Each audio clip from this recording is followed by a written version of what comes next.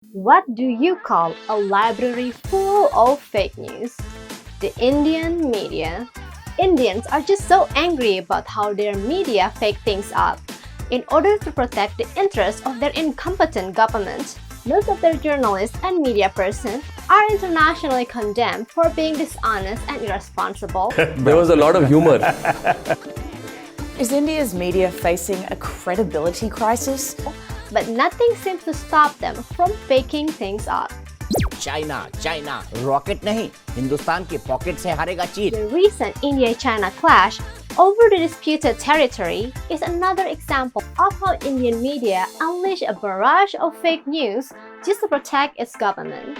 And the Indians are not happy about it. 20 Indian soldiers were killed by the Chinese military or the PLA when it liberated 70 to 80 kilometers of territory that was won under the Indian occupation until 2nd of June 2020.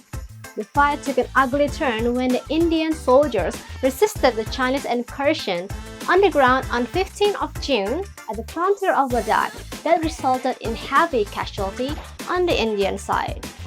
When the killing of 20 Indian soldiers appeared, the Indian media quickly gave a list of killing 43 Chinese soldiers.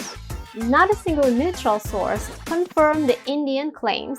And the worst part is, not even the Indian military confirms the number of casualties on the Chinese side. According to an Indian defense expert, media made up the number 43 just so the actual killing of 20 Indian soldiers will matter less. The funniest part of this lie was that Indian media was quoting an unverified Twitter handle from China as a source, while the same Twitter handle was quoting Indian media as a source.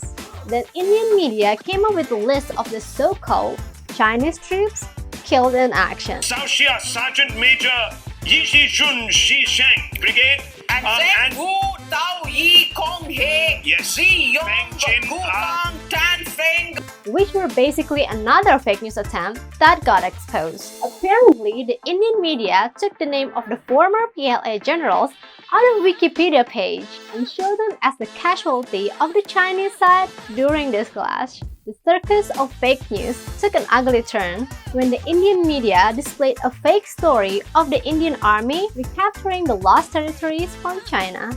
It appeared that they took the image of the Indian soldier from Republic Day celebration and called it a victory over China during the clash. The Indian media has earned the reputation of mastering fake news.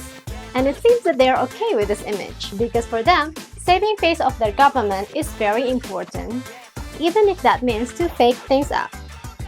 Please subscribe to Fahad Kahoot's channel and hit the bell icon for more interesting videos ahead.